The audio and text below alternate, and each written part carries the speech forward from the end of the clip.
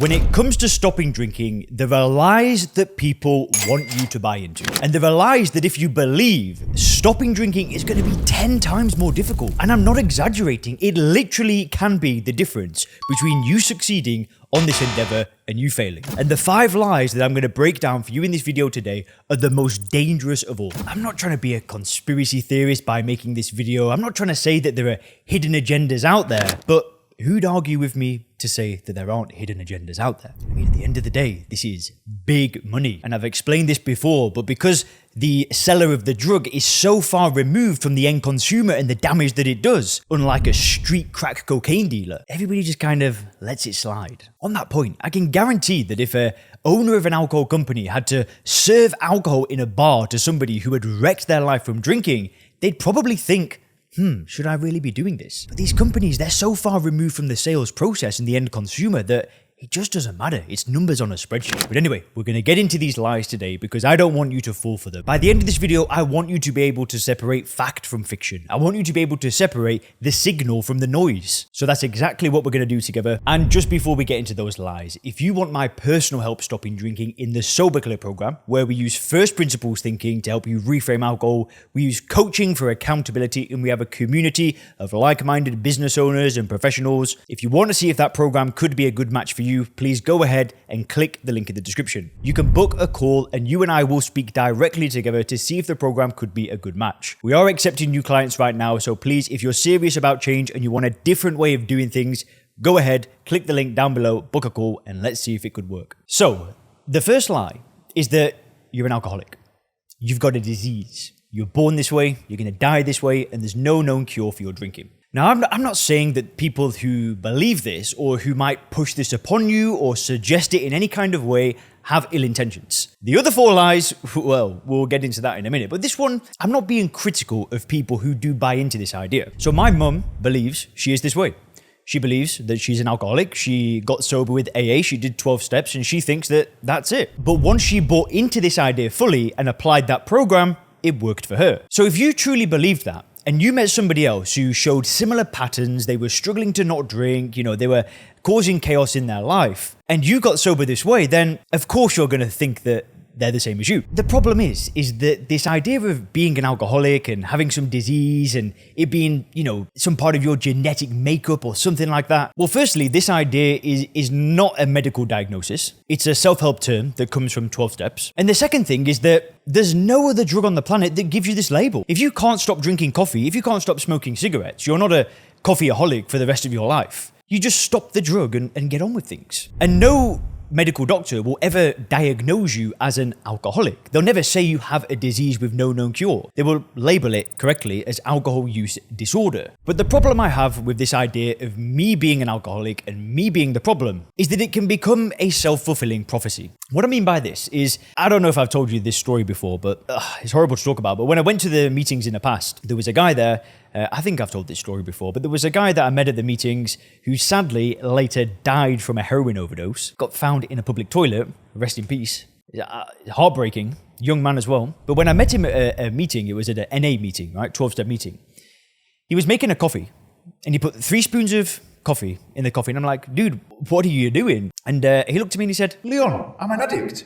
I want to get caffeinated. And it was a bit like, oh, right, I see. Okay, so, well, I guess I'm one as well. And you know what I'm saying? It can start becoming a self-fulfilling prophecy. So if, God forbid, maybe somebody identifies with being an alcoholic and then they do have a slip-up, they do have a couple of drinks 6 months down the road, but then there's all this conditioning of, I'm an alcoholic, I'm an alcoholic, I'm an alcoholic. What do you think is going to happen? Do you think they'll stop at 1 or 2 and go, do you know what? That probably wasn't a good idea. I don't know.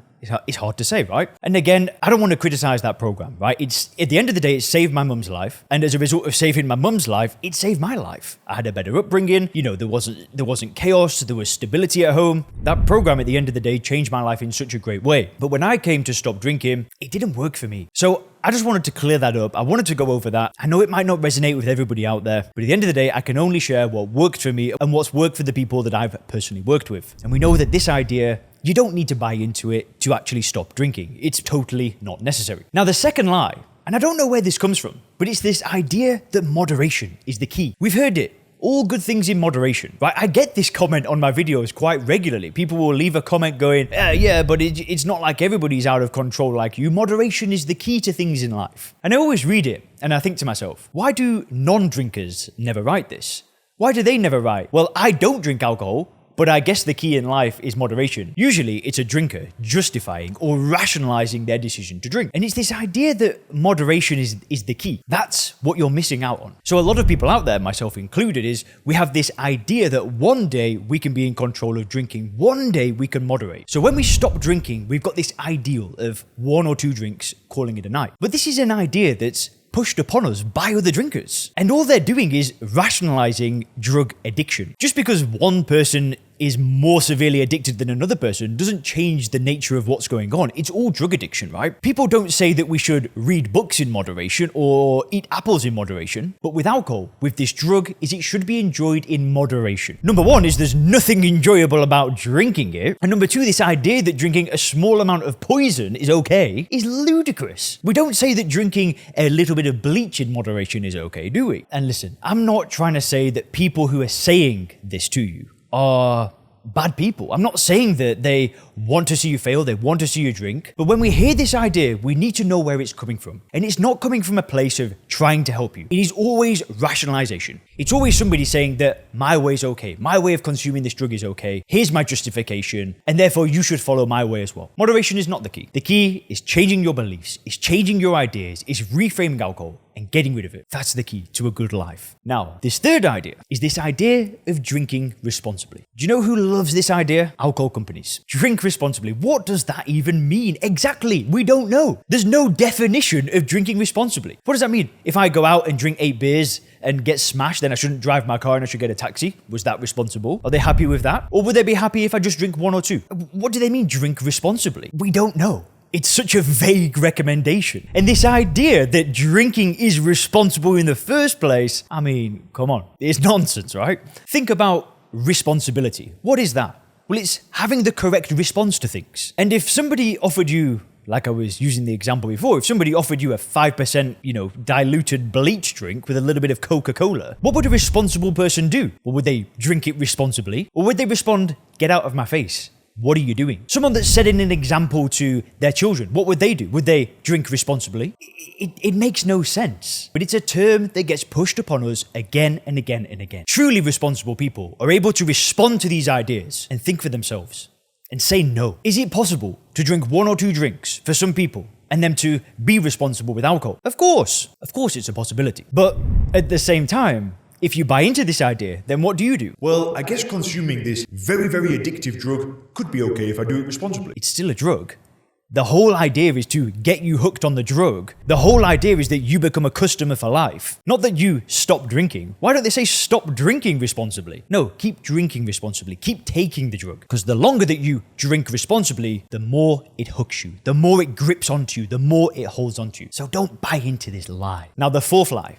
And this comes from governments, right? This is pretty sad. But I actually remember it was when I first heard somebody say this, I was working as a kitchen porter. I was washing pots in a restaurant when I was like 16. It was my first ever job. They actually ended up firing me later on for being too slow. But anyway, whatever. It was my first job. And I remember the chef there. He said he once went to the doctor and the doctor was saying like, how much do you drink? And I think he was a heavy drinker and he was only a young man. And he came back and he said something like, oh, the doctor said, I drink 10 times the recommended daily allowance. And that was the first time I remember thinking, there's a recommended daily allowance. And it's almost like this idea is getting put into your mind that there's a recommended daily allowance. Just think about that term, recommended daily allowance. The terminology isn't the maximum dosage before serious consequences, right? But they're going to have some warning like that on a packet of painkillers, right? They're not going to recommend a certain daily allowance of a highly addictive painkiller, are they? Okay,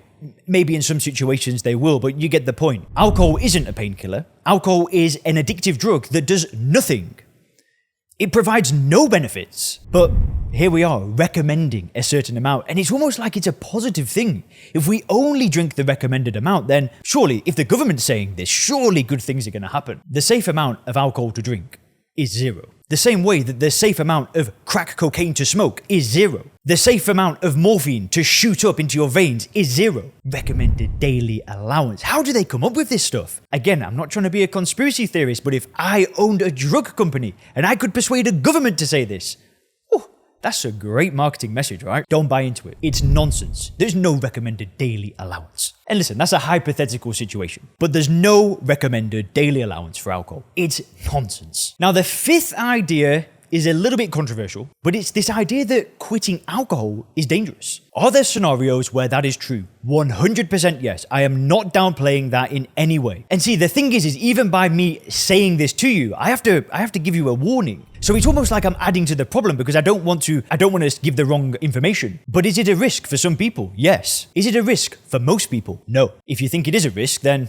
you should go and find medical help. But it's almost like there's this idea that's spread across society that it could be dangerous to stop drinking. I mean, I've had people that have booked phone calls with me that drink 2 or 3 drinks a day. They still want to stop drinking. And even they tell me, should I go to the doctor? Should I get some medication? I'm scared. And I think to myself, dude, you drink like 2 or 3 drinks a day. You're not drinking a liter of vodka and waking up in the middle of the night withdrawing, having to take a shot. But you still bought into this idea that it could be dangerous. How bizarre is this? Quitting a drug that is destroying your life is dangerous. Could it be? Yes. But it's the drug that's dangerous. Don't you understand? Why don't they say quitting alcohol is dangerous, but not as dangerous as drinking in the first place? No, this idea that quitting is dangerous is pushed upon us again and again. For most of the population, it isn't dangerous. Could it be uncomfortable?